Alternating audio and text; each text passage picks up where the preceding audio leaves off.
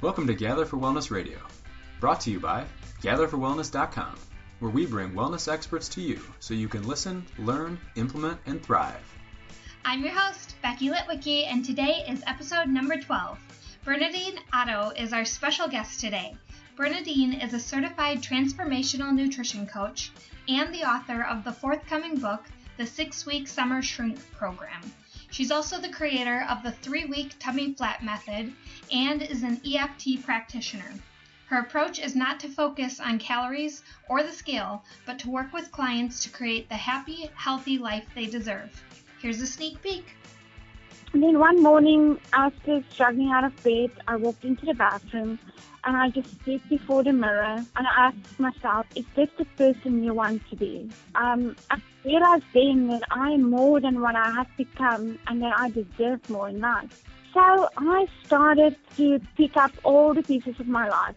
Bernadine, thank you so much for joining us today. We're so excited to have you here. Can you start by sharing the journey that you've been on with our listeners? Yes, thank you for having me today. Mm-hmm. My journey started about 5 years ago when my husband told me that we will be moving to the USA. And growing up in South Africa and staying there for most of my life, this was just very devastating news for me. I had to leave my friends behind, but most of all my family. And I was really ready for that. And my husband also traveled a lot, most of the time. And when we came over, he used to go to China for like 4 weeks, Israel for 4 weeks, and I just started eating and I was very emotional and the weight just kept on coming on. And I also struggled to settle in, and that first year I developed depression. During that first year as well, with my depression, my dad passed away from cancer. I was just so mad at myself, for not being there when he passed away because I was over here and I couldn't see him. And some mornings I just couldn't get out of bed. I just to get dressed was an issue for me. And I also started about, I was also thinking about suicide. I was just lost. And I told myself that if I do this, everything will be okay. My husband will be okay. My kids will be fine. And everything was just like, it was just too much for me. And then one morning, after struggling out of bed, I walked into the bathroom and I just stood before the mirror and I looked at myself and I asked myself this question. And I asked myself, is this the person you want to be? I realized then that I am more than what I have become and that I deserve more in life. So I started to pick up all the pieces of my life. I started reading books on nutrition. I started feeding my body with healthy nutrition food. I really went out there to read all the nutrition books, to see how can I change my life. I also went into spirituality. I started meditating. And, I started to feel better. But something else came on my path. My doctor discovered a lump in one of my breasts for a mammogram. I was devastated. I remember that day. I felt so scared and alone. And when the doctor came back, the sweetest words I heard was, "We are happy to inform you that your mammogram showed no evidence of cancer." Yay. And I was just even more determined to change my life. I learned about what is good for my body and how to give my body the right, nutrition that it needs. And I just felt that I have to look after myself. So after that, I lost about 50 pounds, in that first week I started my journey. And just with lots and lots of perseverance, I pushed through. And, there's some days that I struggle, and there is days that I feel down. But I remember where I was, and I remember where I am now. And I just pick up myself, and I know that I'm so worth everything in life. And then just before my weight loss journey, I did, like I said, I did not know who I was. I was lost. And, it's kind of crazy how when you get your health on track, how everything just falls into place. Mm-hmm. So I know there are zillions of other people out there, women out there, who knows exactly what I'm talking about.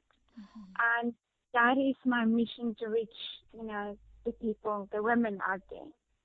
That's a beautiful. Thank you so much for sharing that. It sounds like, it's such a difficult thing to have to go through times like that. I've never moved from a different country, but I can only imagine it would be difficult. And then with your the death of your family, or your father, I can't even imagine. But I'm so grateful that you're still here with us today, and that you're spreading such a powerful message to other women. Can I ask what when you walked into the bathroom that day and you realized that you were worth more, what originally kind of told you to start eating differently and meditating? Was that something you did in South Africa, or was that just kind of instinctual and you knew that was something you could go to for some help? I think because I was so, I was just so fed up with myself. I'm just looking at myself in the mirror, just not having any, in the mornings I couldn't get out of bed. I just started to, I just thought I have to do something. Yeah. I have to really do something. And, I just, I went on like Google is so good. And I went there and I typed in the name nutrition. And that's how I started. And then I saw that, it's not just the nutrition, it goes deeper, it's the spirituality. And, and I started reading about meditation and, and then I started to learn nutrition for the Institute of Transformational Nutrition, the Institute, and that's where I started, and I'm here now. That's beautiful. What practices did you find to be most powerful when you first started your transition? Well, I would say meditation. Meditation, just 15 minutes a day meditation. I started with 10, I think. And self-care, very important. Also, I write in my journal every day, and I just using techniques, and I just take one step at a time. And just eat healthy, nutritious food. Awesome. When you started meditating, because I know we have so many of our contributors talk about that being such a powerful thing, but when I talk to people who aren't into meditating yet, they really struggle to understand, like, I guess they kind of feel like there is a right or wrong way to meditate, and I try to encourage that there's not. But what did you do to meditate in the beginning? What did that look like for you? This first time when I started meditating, for me, it was difficult because you sit and your mind just wanders around, like, what am I cooking today? When you have to go fetch the children, you think of all that. And I think if you practice it more, you get the hang of it. Sit in a quiet place, just close your eyes, breathe, just concentrate on your breathing and just, just let your body go in the flow with meditation. Yeah, love that. How did you continue to stay motivated? I know you have all these powerful practices that you were using, but after being through like such difficult times, how did you continue to stay encouraged and stay positive through your transformation? Well, the fact is, when I first started out, I lost my motivation for a good while. And then by a process of self-care and just discovering who I am, I found my way back, to where I am now. So self-care is very important, I think, just to find yourself. Was your family on board with this? Did your husband and kids kind of follow along and eat what you were eating and kind of get on board with what you were doing for support there? That's a very interesting question. Not in the beginning. I told them, this is what I'm going to do. They were happy for me. I think when I saw, wow, Mom's really changing. She's becoming her old self. There is when they started eating with me, healthy, and we go for walks, So, in the first, not so much, but now they're all on board with their mom. That's awesome. What a beautiful, a great chance to be a role model for them too, because I can imagine the lifestyle in America is much different than what you were used to in South Africa, and it's an incredible thing that you've been able to set those self-care practices in place to show your children, the importance of taking care of yourself and looking out for you. So that's incredible. Yeah, I think they were my motivation as well. My youngest son, he was 5 at the time, and just I think one day I was sitting looking at him. And he was running around, and I couldn't run around with him. I couldn't play with him. I didn't have the energy. I was overweight. I didn't want to do it. And I think that also kept me motivated to get on at that stage where I can run with him, play with him. So that they were my motivation as well. That's incredible. I work for another company called Lifebook, and we're all about setting goals and finding the purpose behind why you want goals to happen and stuff. And this is something that comes up a whole lot for people is just wanting to have a better health and fitness. And so I've heard of people plastering photos of either their grandchildren or their children next to their alarm clock, so they're motivated to get up out of bed in the morning to do their workout, or tuning into that time with their kids instead of going off and doing some emotional eating or something like that. So yeah, kids can be a powerful motivator. Yes, I agree with that. Yeah, very powerful. That's great. So you mentioned that a lot of your issues kind of stemmed from that emotional eating that you fell into when you first came over. And that can be one of the more difficult things to overcome as far as its correlation to weight loss. So what recommendations do you have for emotional eating? Yes, sometimes when we are stressed or bored or emotional, we get this intense longing for food, and this is usually when we are at our weakest point. Now, many people turn to food for comfort. I mean, I did as well. And most women will eat consciously, knowing what they're eating, or most women eat unconsciously, not realizing what they are eating and why. So, like I said, I've been there. Food was my soother. Food loved me back. And when I had a bad day, food was my comfort. And it made me feel wonderful for 5 seconds. And then after 5 seconds, I used to get this tiredness, and I just felt so bad in myself, for eating that, that cake or that chocolate or whatever. Now, I have these techniques that I use with my clients.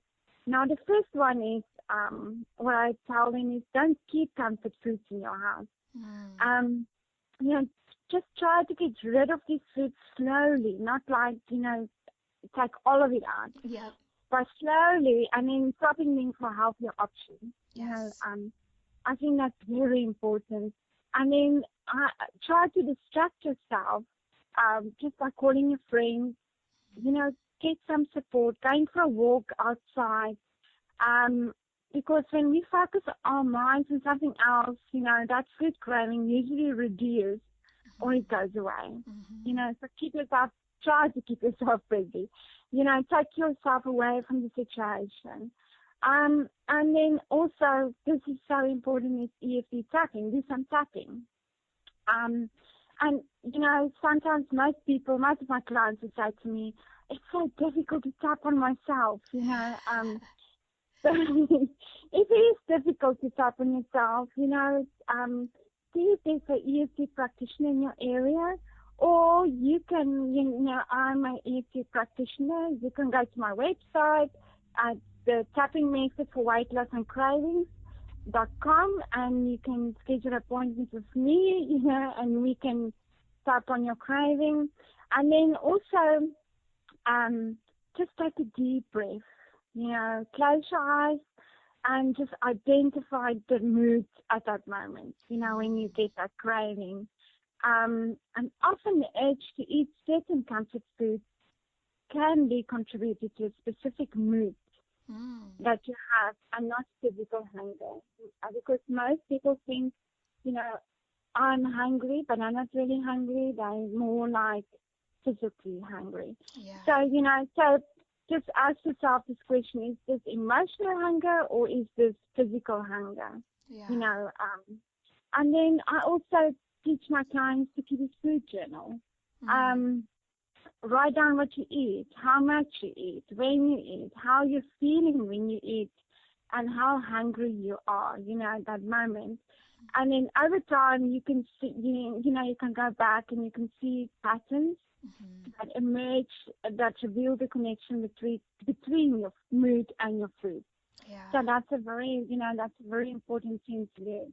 And then also just, learn from your setbacks. We all get setbacks. No one is perfect. If you have an episode of emotional eating, forgive yourself and just start fresh the next day, and just learn from the experience, and make a plan for how you can prevent it in the future, and focus on the positive changes you're making in your eating habits. And then just, like I said, just give yourself credit for making changes. Yeah. And don't be hard on yourself. And then that will lead to better health. If you slowly put healthier food into your life every day, not like all of a sudden. So yeah, I love that about healthy eating. Like it's like every single time we put something in our body, we have the choice to start fresh. Like no matter how much you've done emotional eating in the past, or how many times you've mindlessly just drove through the fast food lane, like the next time you eat, you have an opportunity to put something in your body that's going to make you feel good. And I think that's just so empowering. We have that choice. Yeah, and that's also a practice. I get lots of women saying to me, "Oh, but it sounds so perfect. It's so easy. To put healthy food in your diet. But what if it's difficult? So just slowly. Just slowly. Like for today, you eat just half a cup of broccoli. And tomorrow you eat a little bit more, so you just, you just put it slowly into your diet. Yep. That helps a lot.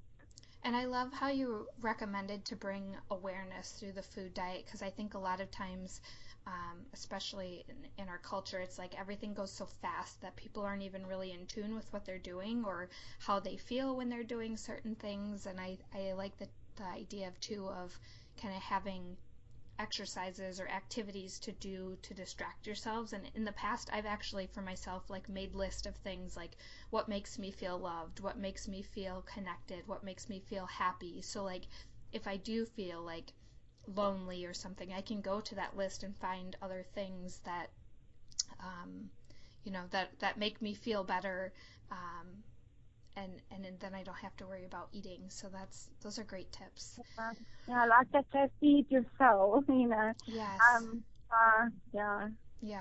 And I think that, there's general things that like, I think most people would agree that, like, a hot bath feels pretty nice and is comforting, or a walk outside, but it's up to kind of all of us to figure out what really makes us feel good, and what really feeds our own soul. Yeah, it's like I said, it's all a practice. You have to practice that. Yeah. Absolutely.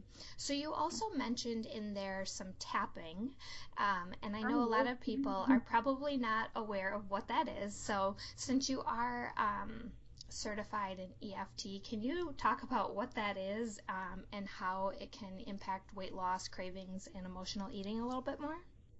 Yes, I love EFT tapping and just all that it has to offer. For me, it's by far the best tool I have ever used for weight loss with my clients. Now, about a year ago, I started looking for answers to help my clients with weight loss, and cravings and emotional eating. And that's where I came across, EFT.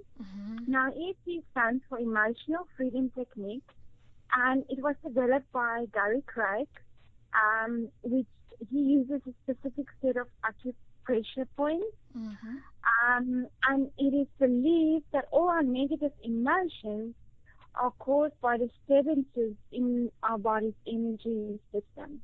Now, if we tap on certain body locations, we correct that energy disturbances, and the emotional upset will disappear. Now, this is very interesting where it comes from, the history. Around 5,000 years ago, the Chinese discovered that by just pressing on certain points on their bodies, it helped with reducing pain. And that's very interesting. And then also just, they tap along on that energy point, and just focus on what's bothering you. It helps to shift the energy in your body, and it settles the disturbances that are causing negative emotions, to flare. Now, what's very good about tapping EFT is there's no surgical procedures. There's no needles, there's no pills or chemicals, no pulling or pushing on the body. So that's a plus.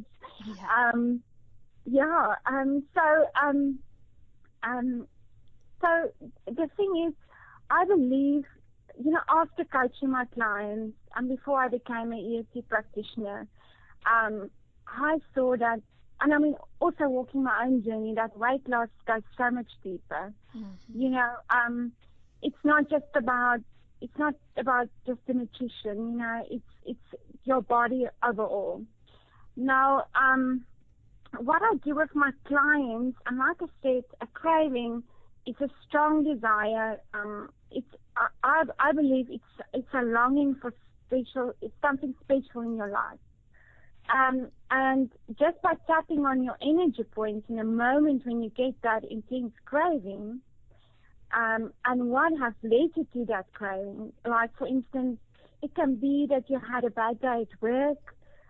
It can be that you did not get enough sleep last night. It can be that you have anxiety. It can be that you have stress, and just by tapping on that point, you can see such huge results. Now, when I tap on my clients or use the tapping for weight loss and cravings method, I can see, their cravings decrease, and they also started to lose weight. So most of all, you open your energy, and your energy starts flowing, if that makes sense. So you're not addressing just the craving, but you're addressing the emotion that led you to that craving, if that makes sense. Yeah, all through energy. So you mentioned the site that you have, and we're definitely going to include that in the show notes. So for anybody who wants to check that out. So I think you also said that EFT can be done, like you can do it on yourself, right? Or do you need to see a practitioner? You can do it on yourself, but most people, most people struggle to do that on themselves. I think support is very important. If you can go to EFT practitioner, to get that support from somebody else, like just tapping on yourself. Yeah.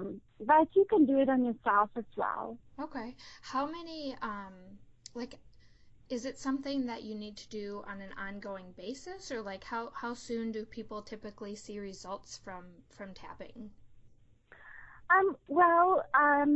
It's an ongoing. It depends from person to person, actually. I have worked with a client. She had a craving for biscuits. I think it was Oreos, and she used to eat, a whole packet a day. And we started, tapping on that as well. Some people get instant results, and some people, like second or third time when they tap on that craving, it reduces, it's less. So it depends from person to person. Yeah, that's so interesting. I once did, I've only done tapping like once, and it was kind of like in relation to money. And I did the exercise one time, and like it had the most drastic impact on my outlook on making money. And I don't know, there was part of me that was thinking it was a little bit too drastic for it to like be that real.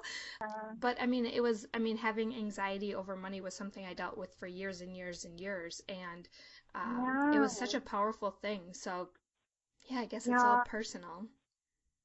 Yeah, no, I agree with you, because first when I discovered tapping, I was very like, like, really? Does this really work?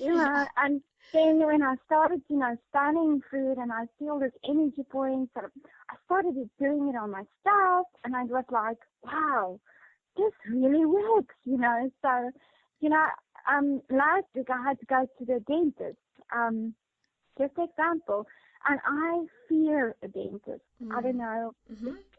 I think I had when I was small, I went to the dentist. I think I was 9, so I had a terrible experience at the dentist. I was 9 years old.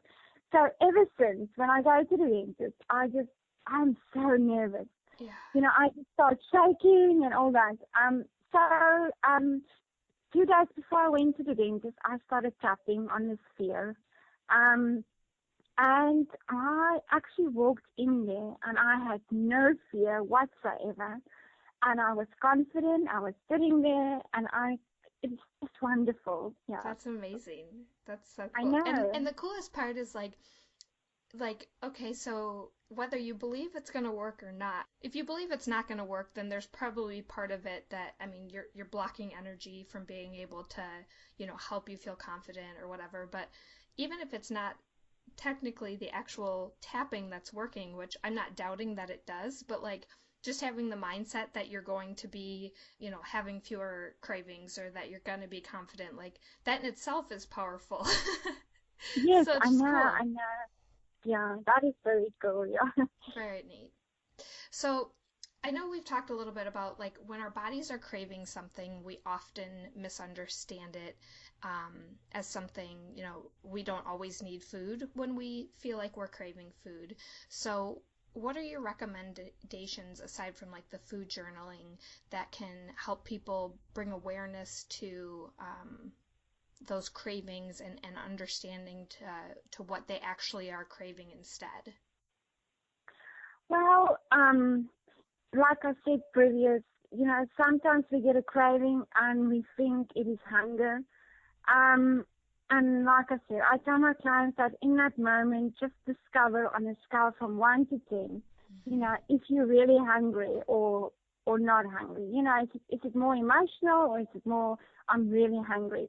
So I have this hunger scale from 1 to 10 that I, give to my clients. So what I do is I look on the hunger scale. Number 1 will be, am I really hungry? Number 2 will be, no, not really, and it goes on to 10. 10 is like, I'm really hungry now, I have to eat now. So, yeah, and it's like I said before, just try taking yourself out of the situation. read a book, find a friend, do some tapping, like I said, very good. And the best tool for me is planning. And I teach that to my clients as well. Instead of, if you get that intense craving, instead of grabbing that cupcake, in the moment, grab your snack or your lunch that you have prepared the day before, and so be prepared. Plan ahead. Yeah. Good. So that's that's what my recommendations will be. If you and tune into your body as well. I think that's the most important thing as well. Yeah. Let's circle back to some of those practices that we talked about that are more filling to our souls. And I'd like to hear what some of your favorite spiritual practices are. Yeah, meditation, like I said before. And you don't have to meditate for 45 minutes. I mean, just by meditating for 50 minutes a day, it will fill your soul, and, you will just feel so much better, and just, focus on the day and just go into the day. So that meditating is very important for me. And also walking in nature. I love walking in nature, also teach my clients to do that. I mean, if it's very cold, snowing outside, that's a little bit difficult to go out walking. But, try to go out. If it's just 5 minutes, just to, to help with that, And then I have this technique as well that I use with my clients. It's called grounding and earthing. Okay. And now grounding is where we walk bare feet on Mother's Earth, connecting with nature and earth. Now, I was very skeptical about this, to do this. I mean, I started to trying to do it, with myself. And it's really, just by walking bare feet on the grass or on the ground or in water, whatever, really try to soothe your body and your mind. And you can just see such a big difference, in your overall mood just by, being outside and bare feet on the ground, no shoes, that's also one of my, spiritual practices that I think, for ourselves. Yeah. I love that. It's such a sad thing when it's like frozen here. I miss that time outside, but I try to still get out there. And it's amazing how even just like you said, like a 5-minute little quick walk outside or out for some really deep breaths or something can be, that can fill your cup too. Yeah. And you know what? You can actually buy a little mat. It's like grass that you can buy. I think you can buy it through Amazon. Okay. And if it's cold, you can't go out there. But you can do it in your house. And you can put it on the ground. And you can step on their bare feet, and that also apparently that works wonders. I didn't try that yet, but you can actually buy that little grass mat.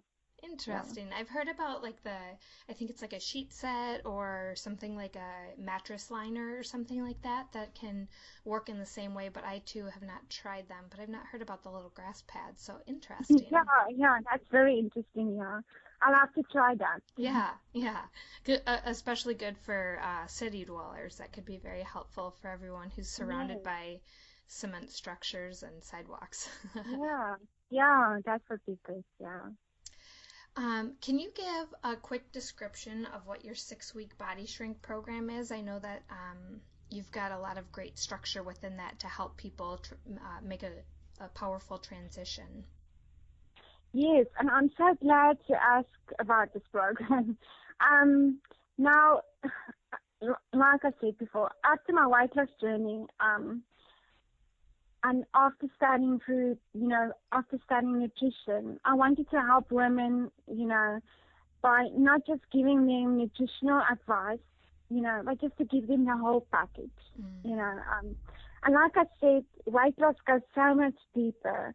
So one morning, the universe, I was busy meditating, so the universe just opened up, and the universe told me to create a program. So off I went, and I'm so passionate about this program. Now, this program, it's not just a weight loss program. It's a holistic program as well. The program has menu plans, recipes, a personal grocery list.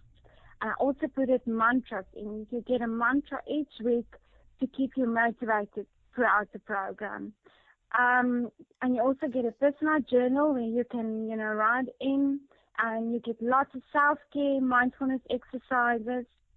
And then additionally, I also offer, one-on-one coaching, free Skype, or if you live closer to me, in the comfort of your own home.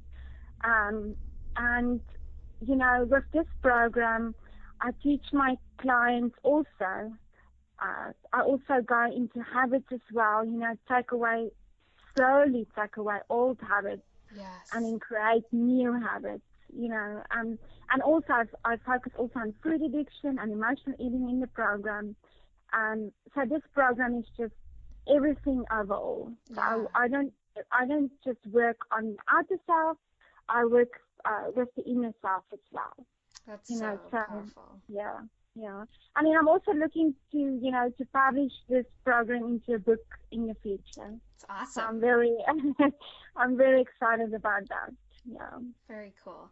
So is your program more plant-based, or do you include animal products? What is your current program set up as?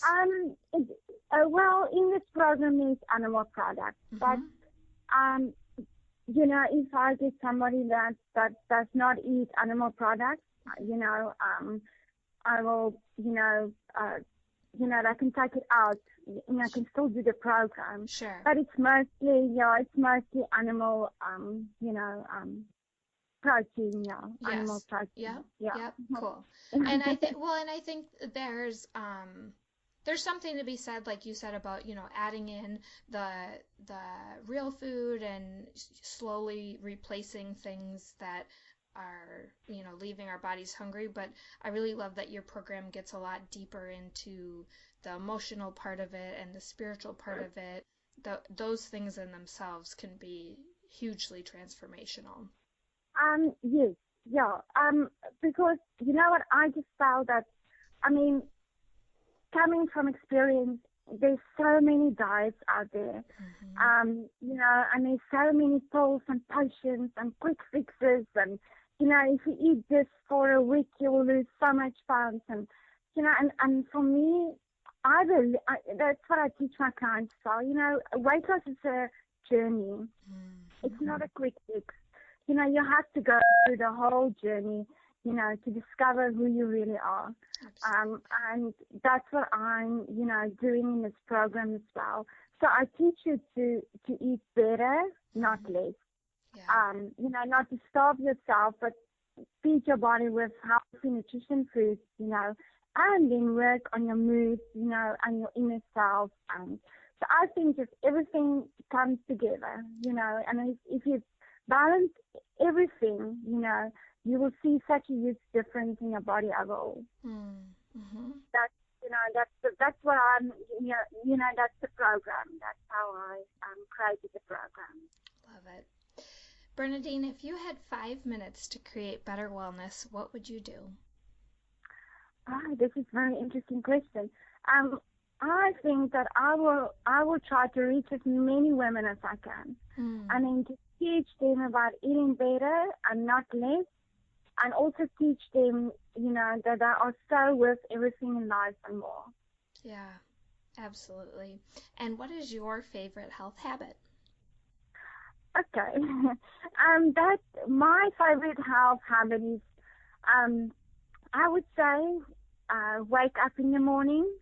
I start meditating, drinking my warm lemon water, and practice self-care. Like I said, self-care, is so important. We have to practice self-care. Absolutely. Yeah. And we got to schedule it in too, that if we can make it a habit, it makes it that much easier, right? Yes, yeah. And it's just like starting from, don't jump in it, like I have to change everything, just take one day at a time, one step at a time. Yes, yes. Well, Bernadine, I once heard a quote that said, ask yourself why things are happening for you instead of why things are happening to you.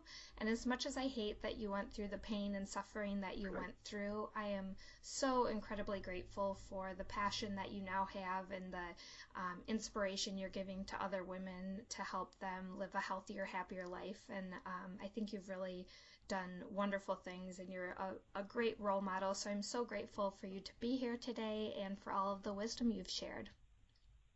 Thank you. Yeah,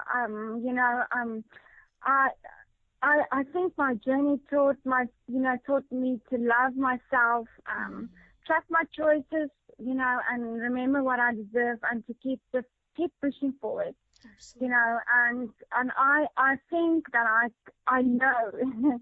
Let me say that I believe I can make a change out there, and reach as many women as I can.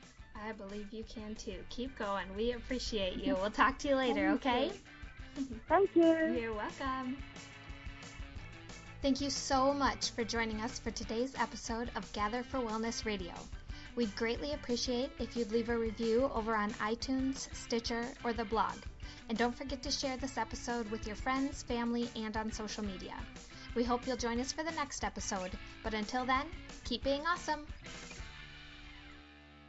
The information on this podcast and on gatherforwellness.com is not intended to replace a one-on-one relationship with a qualified healthcare professional and is not intended to be taken as medical advice.